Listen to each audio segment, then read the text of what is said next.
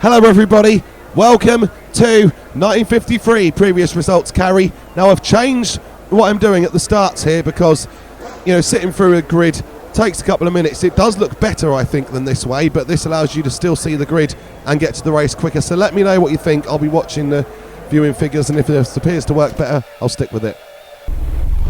So, Piero Taruffi might have won in Monza last year, but he is not in the field this year. Neither is Robert Manzon.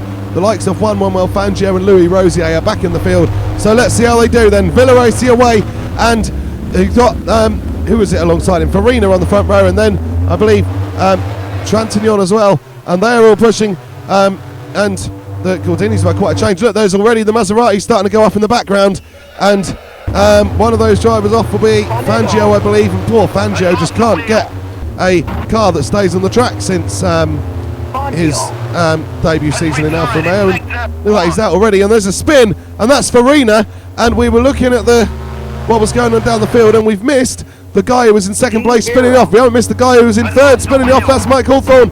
He has gone off, and Trintignant keeps it stable, and Trintignant keeps up, but Luigi Villoresi, the world champion, has led away from pole position, and he is holding it, although Trintignant is looking like he is providing a bit of pressure here, so it's not going to be very easy for Luigi Villoresi to win this race. He's in the quickest car. Look at Ascari up into third place.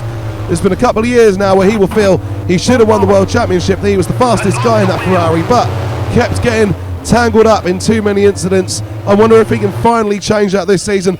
Trintignant running a little bit wide behind Villoresi. Villoresi continues to lead. Ascari is on the tail of both of them, and he's got buckets of pace there. Ascari, but he's spun round. Look, Ascari is round, and once again, and definitely once again, as he collides into Harry Schell. Has lost a wheel. Once again, Ascari cannot help but get caught up in needless, pointless incidents. Should have waited to rejoin.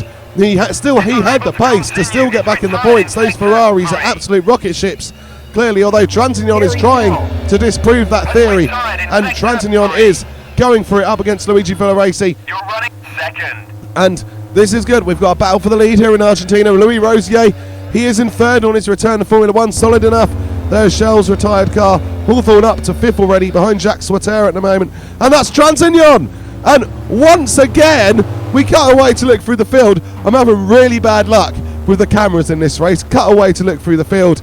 I come back, and Trintignant is off. And Villoresi now up front on his own. If he can do this, the world champion is going to have the ideal start to 1953. And might we see the first double world champion? Villoresi, a bit like Taruffi last year, looks to not quite have the pace of his competitors, but he had more sanity. He's kept it on the road, and he is leading. There's still quite a way to go in this race. We're not at half distance yet, but look, there's Rosier in second now. Trintignant in third. Jacques Swater holding up both Mike Hawthorn and I think it's Giuseppe Farina. There we go, coming back through the field. So Jacques Swater, he's been given a chance in the Ferrari, but clearly back in the field this year, but clearly a lot slower than Farina. And Hawthorn is having, in spite of his spin earlier, Hawthorn is having quite a decent debut in that Ferrari. You know, he's was in the Cooper last year, couldn't show much, but Ferrari have obviously been impressed enough to offer him a drive, and Hawthorn will try to make the most of it. Villoresi continues to lead Rosier and Trintignant. That is the top three.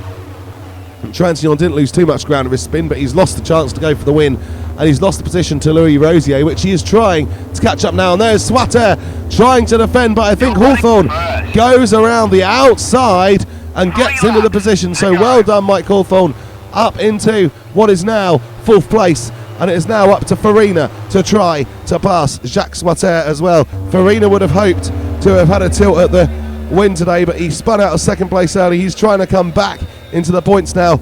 That Ferrari is a very, very good car, which certainly helps. And then you've got, that's one of the, is that Cooper or O'Connell in seventh place, so not doing too badly in that respect. And there's still a couple of Maseratis left, but Maserati, as well as being unstable, have got absolutely no pace. And there's another Maserati that's spun off. But at least some of the cars look like they can make it to the finish, but they are so painfully slow. And it's going to be another tough year for Maserati. And there is, you know, it's just, that is just how it is going at the moment for them.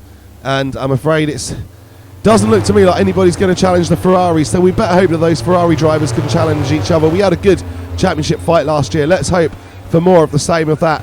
I know Piero Taruffi isn't there anymore this year, but Villoresi certainly is, and Ascari is there, and maybe Farina can get in on the action. Remember, he was in that title battle in 1950, but has he still got his touch? And look, there we go, that Maserati getting out of Villoresi's way, but then cutting back across him. Well, that'll frustrate Villoresi. What on earth was that about? Now he moves over, but well, Villoresi, we lost a bit of time. I don't think it matters too much. He's got a decent lead, but you know, that was pointless, and the Maserati just driving around with absolutely no awareness. I suppose you don't expect to be passed after only, what is it, 3 laps, but to be lapped after that amount of time. But that is how much Maserati is struggling, I feel. Rosier, Hawthorn has got up ahead of Trintignant, so I don't know if Trintignant has made a mistake somewhere, if that is just pure pace now, or if Trintignant damaged his car when he went off, but he certainly doesn't have the Villoresi. Yeah, Hawthorn is absolutely flying, but Trintignant doesn't have the Villoresi bothering pace he had earlier, and he's now, I think, slipping back towards Farina. He's going to have to try to fight Farina off. Villoresi continues to lead very comfortably. It's been a fantastic start to 1953 for Villoresi so far.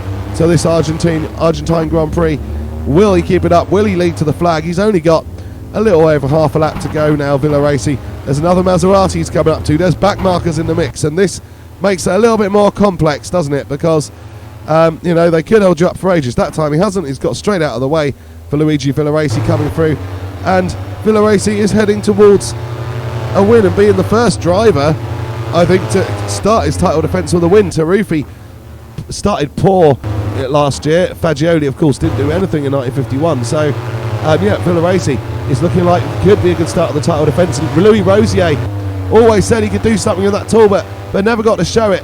And now he is getting to show it, and he's running in second. Might not quite have the pace of the most senior Ferrari drivers, but he is very, very tidy, and he's kept it tidy today. Hasn't made any mistakes when a lot of the others have.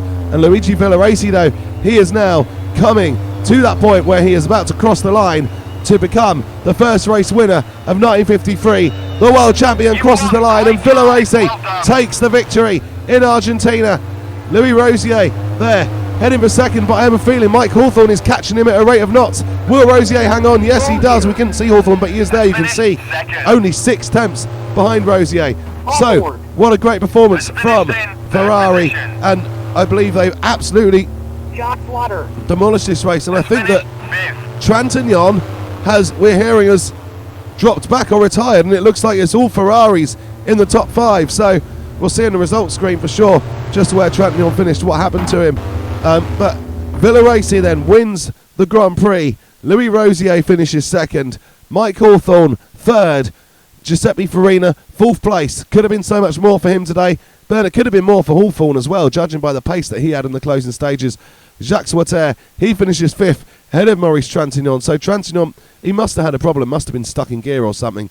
So the Drivers' Championship, that stands as the race result, and then the Constructors, simply Ferrari on 23 points. Thank you very much for watching. Please like and subscribe.